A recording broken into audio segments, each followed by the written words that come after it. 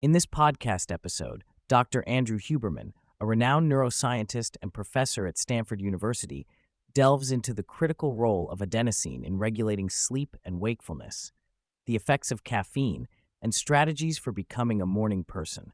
He also shares insights on navigating public scrutiny, the importance of self-narratives, and the latest advancements in longevity research, all while balancing his dual roles as a researcher and public influencer. Huberman discusses the critical role of adenosine in regulating sleep and wakefulness. Adenosine is a neurotransmitter that accumulates in the brain during periods of wakefulness, contributing to the feeling of sleepiness and fatigue.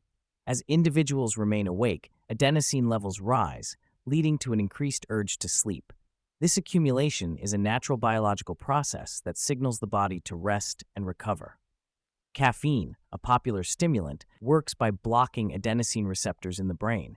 By doing so, it prevents the sleep-inducing effects of adenosine, allowing individuals to feel more alert and awake. However, Huberman warns that when the effects of caffeine wear off, the accumulated adenosine can lead to an energy crash, often experienced a few hours after consumption. This crash can leave individuals feeling fatigued and less productive. Huberman emphasizes the significance of sleep in clearing adenosine from the system.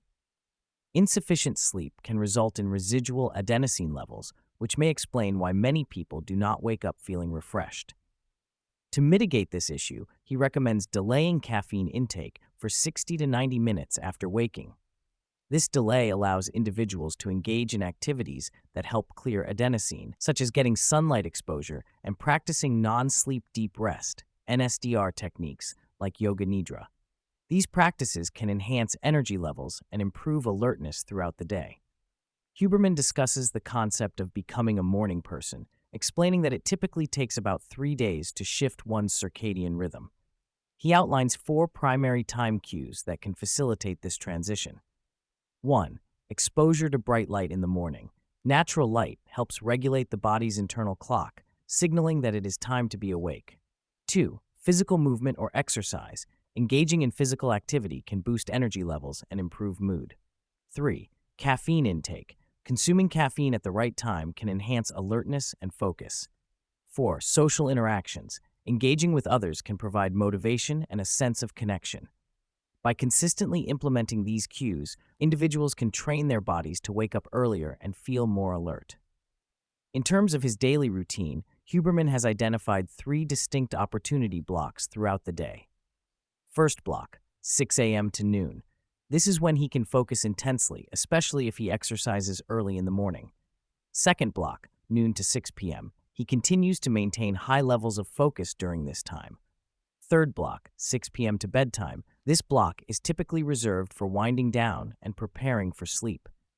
Huberman emphasizes the importance of listening to one's natural cognitive and physical rhythms to optimize productivity. By aligning tasks with these rhythms, individuals can enhance their efficiency and effectiveness.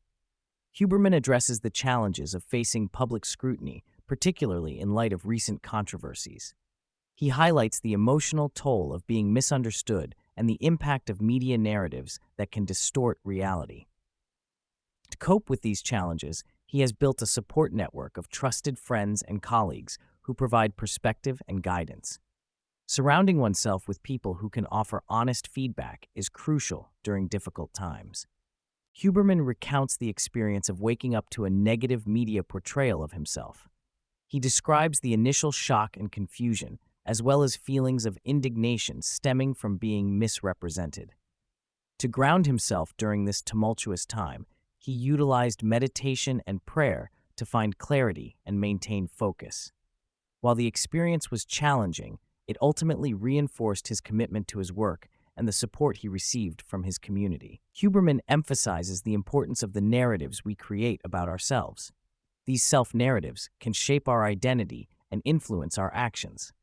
He reflects on how past experiences, both positive and negative, contribute to the self-narrative we construct.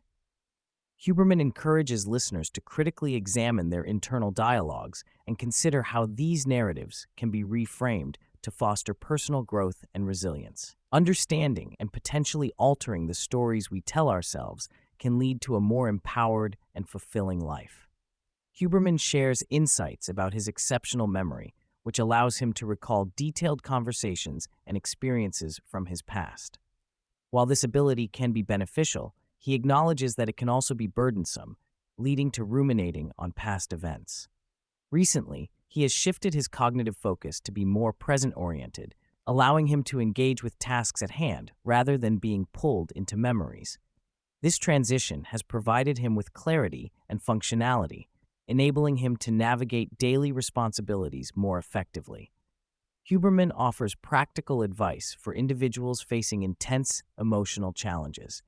He stresses the importance of building a strong support network during good times so that it is available during difficult periods. He encourages people to reach out to trusted friends and mentors for guidance and perspective. Additionally, he highlights the significance of self-care practices, such as maintaining a regular exercise routine, prioritizing sleep, and managing stress through techniques like breathing exercises.